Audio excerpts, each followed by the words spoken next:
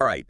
Welcome back, everyone. We're diving deep today. You ready for this? Absolutely. Always ready for a deep Yeah. dive. This one's going to be good, especially given, what we know about Yeah. you, our listener, your love of American literature, history, all that. Right, right.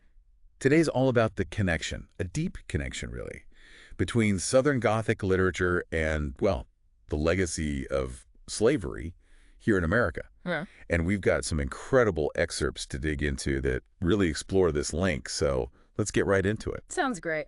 So one thing that always kind of jumps out at me about Southern Gothic is this like fascination with decay, the grotesque, those hidden family secrets. It's like Yeah. everything has this undercurrent of darkness just below the surface. Why do you think those elements are so central to the genre?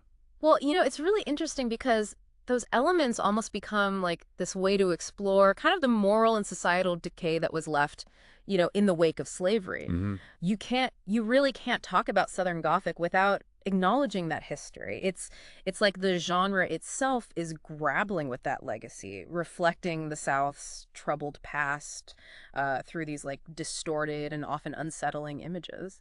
Yeah, it's almost like the writing itself becomes a reflection of that decay. Right.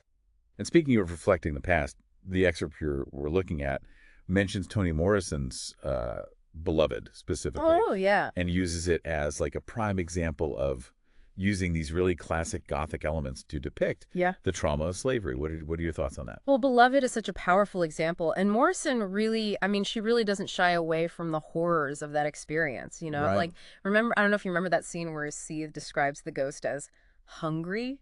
Like, it Yeah. always needs to be fed with these stories of the past. And that need to constantly to revisit and retell these traumatic memories. That's really central to understanding how the legacy of slavery continues to haunt the characters and symbolically, like the nation. Yeah. It's interesting that you bring up that scene because, it makes me think about how Southern Gothic doesn't just kind of hint at these really difficult themes, right, Yes. of guilt and memory. Right, yeah. It like forces you to confront them head on. Absolutely, absolutely. It's not just about telling ghost stories. It's about using those stories as like a framework to critique the lasting impact of slavery. I mean, you look at Faulkner's Absalom, for example. Yeah.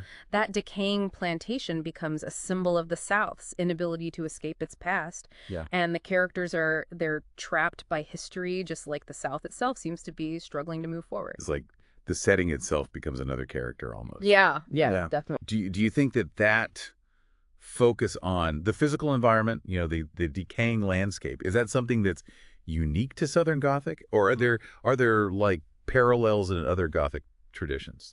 Well, it's definitely a key element here. I mean, the decaying plantation, the swamps, the humid heat, it all contributes to this like sense of claustrophobia and unease. Well, for sure. While other Gothic traditions might use castles or dark forests, the Southern Gothic landscape is inextricably linked to the history of the region. Right. It's not just a backdrop, it's this tangible reminder of the past, this past that weighs so heavily on the present. So it seems like Southern Gothic literature really does act as this really powerful lens Yeah. to examine the enduring legacy of slavery in the U.S. Exactly. It's not Just the genre. It's like this way of understanding the complexities of history and how they shape us. it invites us to consider how the past continues to influence the present. Absolutely. And that leaves me wondering, could other literary genres be used this way? Could they be used to explore these complex consequences of historical injustices? I don't know, something to think about as we wrap up this deep dive. Yeah, that's a great question to consider. Thanks for joining us, everybody. Thanks for having me.